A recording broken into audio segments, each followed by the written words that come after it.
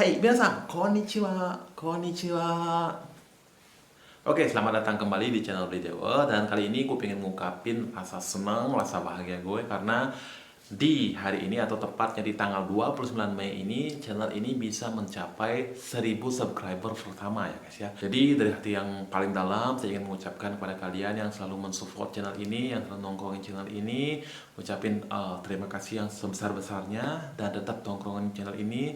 Jangan pernah bosan untuk support channel ini, oke? Karena itu akan membuat saya akan lebih bersemangat lagi untuk membuat video-video yang akan membantu kalian dalam belajar bahasa Jepang.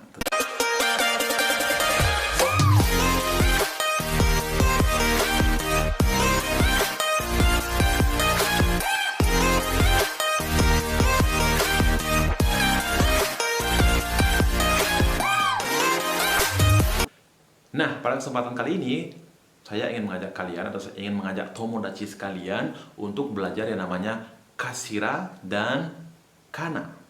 Nah, di sini kita akan belajar perbedaannya apa, persamaannya apa, fungsinya apa. Nah, yang pertama yang kita bahas adalah persamaannya. Persamaannya adalah apakah kasira dan kana ini sama? Oke, saya jawab sama. Sama dalam artian mempunyai arti yang sama, dan yang kedua fungsi yang sama, dan yang ketiga sama-sama diletakkan di belakang kalimat. Nah, itu persamaannya. Sekarang mungkin ada yang bertanya, nah, kemudian perbedaannya apa, Sensei? Perbedaannya apa, Sensei? Nah, perbedaannya adalah kasira digunakan oleh cewek, terutama cewek yang sudah berumur di atas 40 ya, biasanya ya, 40 ke atas. Tetapi terus kana. Nah, kana ini biasanya digunakan atau cenderung atau basically digunakan oleh cowok. Ya, cowok, tapi dengan perkembangan zaman atau perkembangan budaya di Jepang, kana ini juga digunakan oleh cewek. Ya, jadi kana ini bisa digunakan oleh cewek dan cowok, tetapi cenderung digunakan oleh cowok.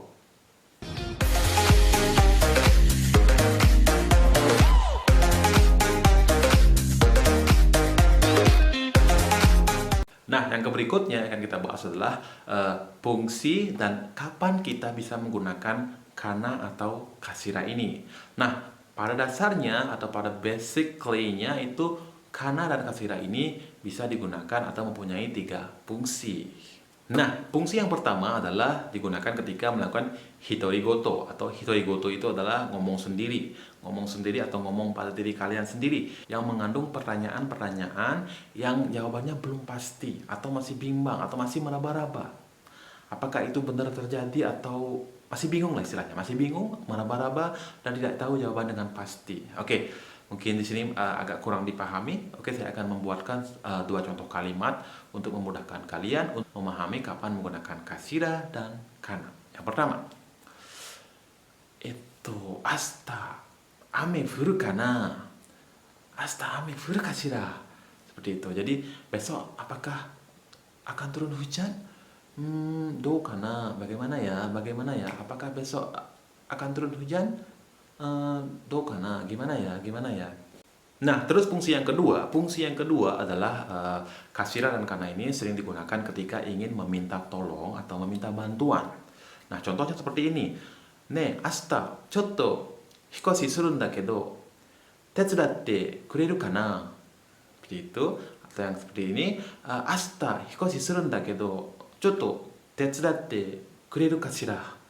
Chotto tetsudatte kureru kashira? Seperti itu ya guys ya. Hai iyo, seperti itu jawabannya. Hai iyo, daijoubu yo, toka. Jawabannya seperti itu ya. Atau yang kedua, contoh kalimat yang kedua. Kono nimotsu omoi kara chotto motte kureru kana? Ii desu yo, iyo, toka ne. Jadi yang kedua, kono nimotsu omoi kara chotto motte kureru kashira? Ii desu yo, daijoubu desu yo, toka. Seperti itu jawabannya ya. Nah, kemudian fungsi yang ketiga adalah sering digunakan untuk meminta izin ya, meminta izin untuk memakai sesuatu atau meminta izin, pokoknya meminta izin ya. Contoh kalimatnya seperti ini. Kono pasokon tsukatte mo ii kana? Jadi, apakah boleh nggak saya gunakan laptop ini gitu. Atau kono pasokon tsukatte ii kasira? Kono pasokon tsukatte ii kasira? Apakah saya boleh menggunakan laptop ini? Boleh nggak saya gunakan laptop ini? いいですよ。もちろんいいですよとかね。もちろんいいよとかね. Jadi of course, oke, iyo, boleh gitu.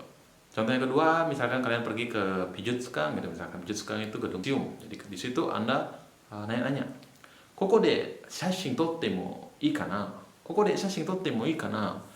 Boleh nggak saya ngambil foto atau mengambil gambar di sini? Aku wa Pijutskang desu kara, yamete kudasai. Jadi karena di sini gedung kesenian, tolong jangan lakukan itu, seperti itu. Ya. Nah, itulah tadi penjelasan singkat dari saya mengenai persamaan, perbedaan dan fungsi atau beberapa fungsi daripada kasira dan kana.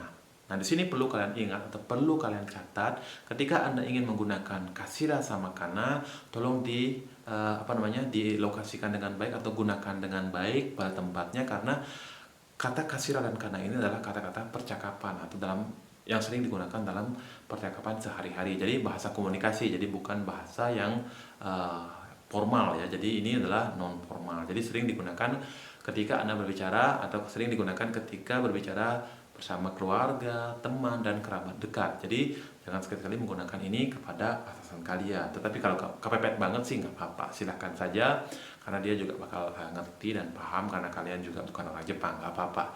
Tetapi kalau bisa jangan, oke? Nah, terus yang berikutnya, hati-hati bagi kalian yang cowok, jangan menggunakan kasira, karena di sini kalau kalian sering menggunakan kasira dan kalian tuh cowok, itu bisa dianggap bencong nanti, takutnya bencong dibilang, kan halu ya, atau gay, nih kalian dianggap seperti itu nanti. Jadi jangan menggunakan kasira, ya.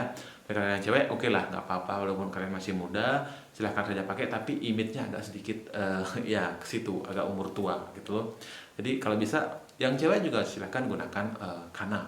Nah, kana ini lebih cenderung atau harus atau wajib bagi kalian yang cowok gunakan kana, jangan gunakan kasira kalau tidak mau dibilang bencong atau gay ya. Jadi itu pesan gue, tolong ingat-ingat ketika ingin menggunakan kasira atau kana. Ingat gender kalian, apa kalian cewek atau cowok, lalu pilih kasira atau kana. Oke? Itu saja pesan saya dan terima kasih sudah menonton sampai akhir. Dan bagi kalian yang baru saja gabung dan menemukan channel ini, jangan lupa subscribe, like, dan share-nya. Oke? Terima kasih dan mudah-mudahan video ini bisa membantu kalian. Dan sampai jumpa di pertemuan berikutnya atau pelajaran berikutnya. Dadah, bye-bye.